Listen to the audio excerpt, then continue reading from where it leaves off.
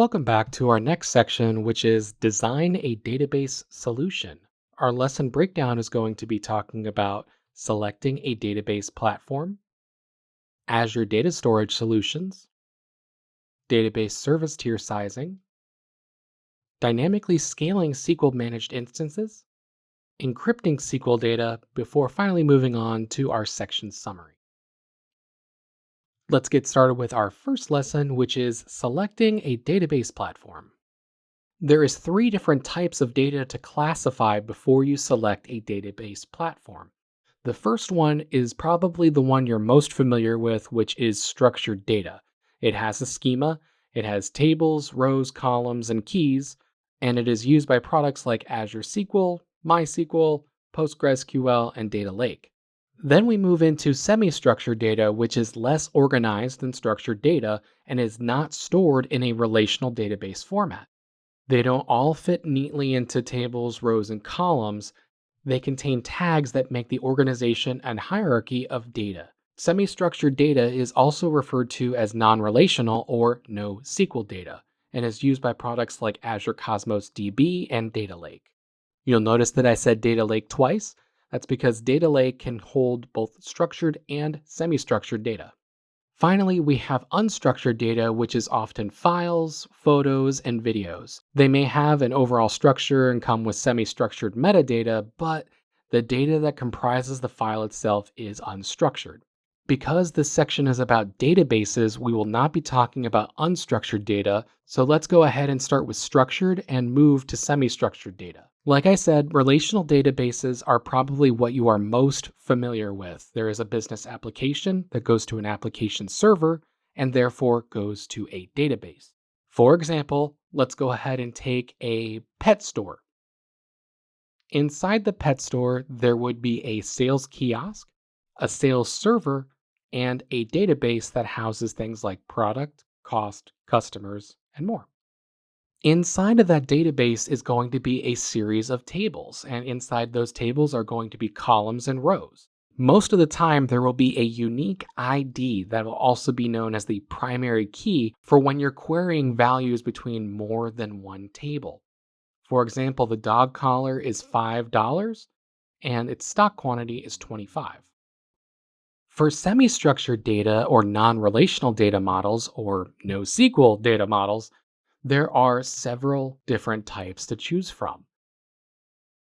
Let's explore these all individually. The first one is a document data store or a document database, and it manages a set of string fields and data values referred to as a document.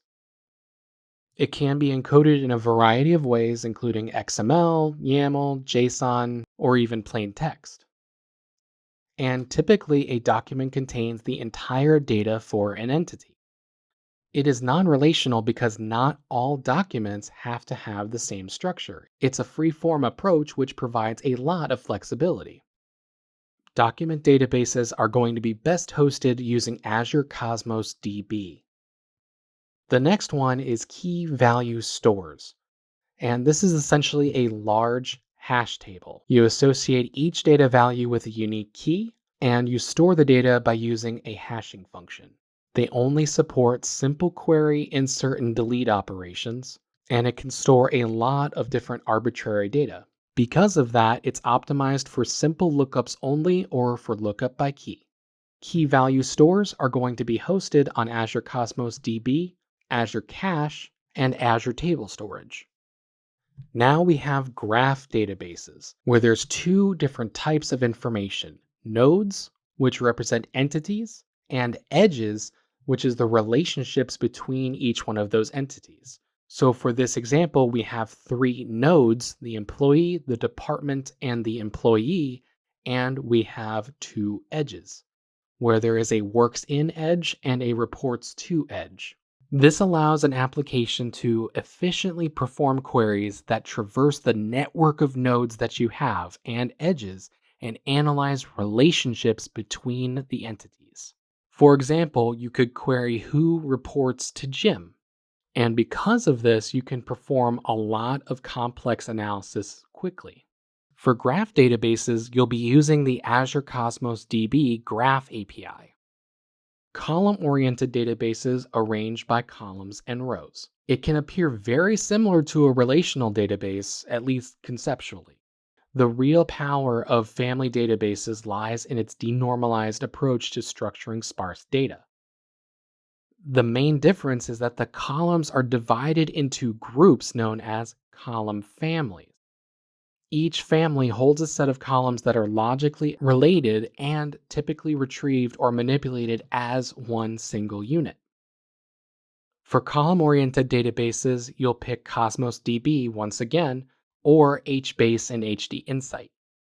For the exam, one of the main takeaways that you should be getting from this is that all non-relational data models can be housed in Azure Cosmos DB. So if you hear things like document database, key value stores, graph, or column-oriented data stores, you're going to want to immediately start thinking about Azure Cosmos DB as a housing for that data platform. And if there is anything related to media like files, photos, log files, etc., and not specifically document databases, you're going to think unstructured data and you need to think Azure Blob Storage.